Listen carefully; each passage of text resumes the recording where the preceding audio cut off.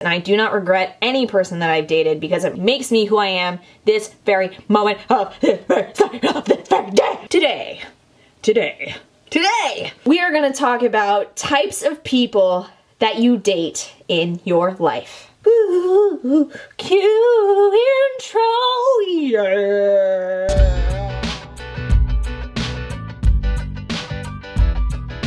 Number one is the one that got away. Where you at? Where you at? This is a person that got away. Why'd you leave me? They're always in the back of your mind. What? They checked off most, if not all, of the boxes, but given the circumstance, whatever it may be, they weren't ready. You weren't in a place that was ready. They lived far away. That's the reason, but in terms of personality, y'all are like yin and yang. Y'all are like fire and ice. You complement each other like salt and pepper. You're always thinking, what if, coulda, shoulda, woulda. And even though that is a thing, it's also important to realize that everything happens for a reason, and there's a reason why you're not with that person right now. What I'm saying is don't go running back to them if you try to get them back and they say no, because then you're just gonna look like a fool. Fool me once, shame on you.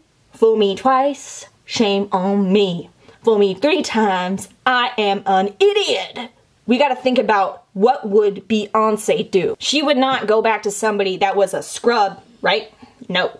So, we gotta walk away. And it's good to utilize this person as a good checklist for people that you date now. It's that one that you always compare them to. You're like, does this person make me feel similarly to the way this other person did?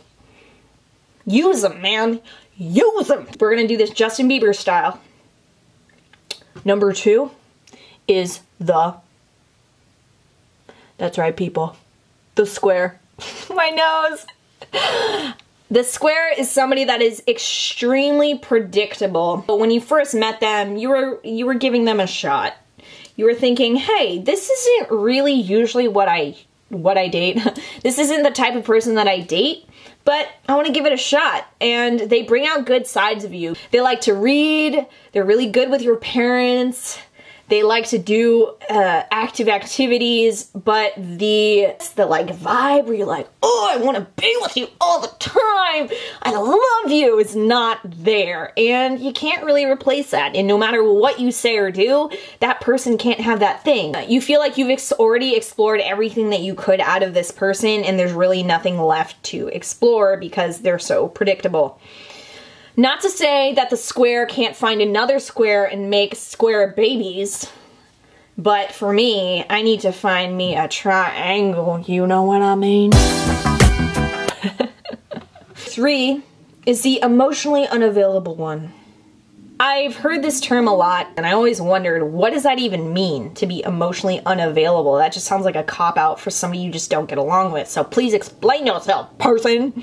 And it wasn't until I dated an emotionally unavailable person I was like, oh, that's what that is.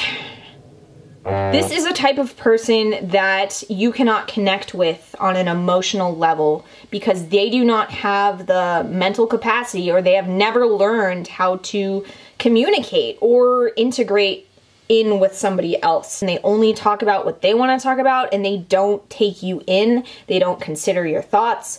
It's not a dynamic relationship. It's just very one-sided. And you can kind of get a sense of an emotionally available person when you feel like you're hitting a wall with them. So it's like, no matter what you say or do, they're not going to change.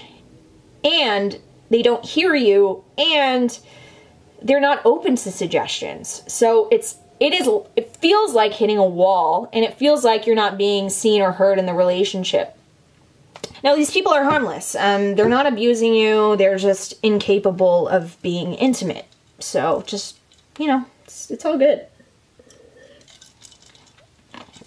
The next one you gotta watch out for. This is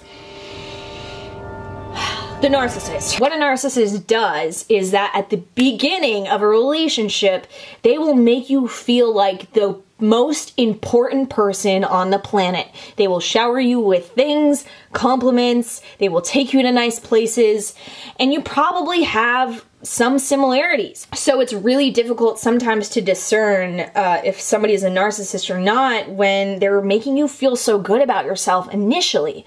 And after a while, what they do is they pull back, and you start to feel that emotional unavailability, and then you start to question yourself, because it's all a mind game, people. They're magicians. They pull back and you're like, wait, I thought I was the best person on the planet. What happened? What happened? And I don't know if they ever know what they're doing, but it's really smart because they get people hooked. But it's all fake. You never feel like you've ever connected with them because they are not present in they're not in touch with themselves, so that how can they be in touch with you? So at this point, they start subtly putting you down in ways where you're just like, oh, that felt like a diss, or this person doesn't make me feel too great about myself, but we already built this relationship, so I might as well be with this person. This person is very similar to somebody who's emotionally unavailable, but a narcissist is not only emotionally unavailable, but they're an asshole. Turning point for being with a narcissist is when you ask to give, when you give them feedback and they don't change, or they don't want to change, or they just think you're dumb for feeling or thinking that way, then, you know, that's a good, clear sign that you need to get out. Out. This is going to cover lots of people, especially if you've ever done online dating, is the person who's just trying to get in your pants. Yeah. Usually you can kind of tell when somebody's just trying to get in your pants because you don't really have a connection. You don't really have anything you can talk about. At the end of the night, you're kind of awkwardly sitting across from each other and just like asking surface level questions and not really caring. Depending on who you are, you can continue to have meaningless altercations. Not altercation. You can have meaningless, you know, conclusions to the day. Or you can walk away. Red flags include forcefully trying to put themselves on you. Another one is trying to give you lots of drinks to the point of you getting drunk. Another one is just like picking up on a vibe that you feel like they don't really care. How do you like me now? The next one is the controlling one. Every relationship starts in the clouds. It's all bunnies and rainbows. You're still getting to know each other. There's the spark, the flying, and then the fog settles, and then you got a crazy person on the other side. They're like, where you going tonight? Who you going with? You can't go with your friends. Who's that? You're a slut. They start questioning you and where you are at all times and who you're talking to, and then they have conversations where they're obsessing over what you said or who you were with or what you did and accuse you of cheating, and even though you haven't cheated.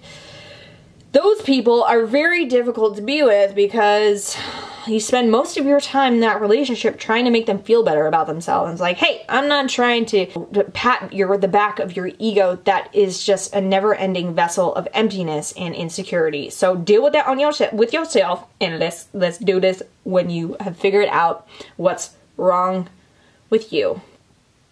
One that just came to my mind is the one that is codependent, and this is something that takes two. Codependence is when you depend on somebody as your life source and vice versa. So you spend 24/7 with this person and you can't imagine a life without them. Like when you're apart from them, you just think about the next time you're going to be with them, even though you already spend all your time together. And when you're spending all your time together, you're avoiding your friends, you're avoiding your family, and you're just all obsessed with each other. This gets to a place where it can feel great in the moment, but after a while you feel like something is missing from your life, because it is. You don't have friends anymore. They have probably just left because they're pissed off that you ditched them. Your family doesn't really know who you are, and you become so enmeshed and a part of this person, you don't know who you are either. You let go of your hobbies, you let go of you. and you are this mush pot of this with this person. So if you're with this person, it's very difficult to get away as well. So good luck. Last but not least is the one you're with right now. Somebody that I'm in a committed relationship with is somebody that I see a future with. So the one you're with right now is beautiful, and I commend you people who are in relationships and working on it, because that's so exciting. I just think it's really special when one person really cares about another person and they're willing to work together to make the other person happy and build a life together that they want with similar goals and aspirations and desires. It just makes me so happy and excited to be here on this planet. That brings an end to our talking about the types of people you date in your lifetime. I hope that one day you find that person that makes you feel like a quilt, completely integrated and completely whole. And even though you got some holes in your quilt, you can patch them up because you got each other. And you are connected and flowing and dancing through life and making babies and stuff. Or maybe you're not, but maybe you are. Don't ever forget, people, don't let your grind get to your mind. Don't let your grind get to your mind. Don't let your... Oh, shit. Cheer.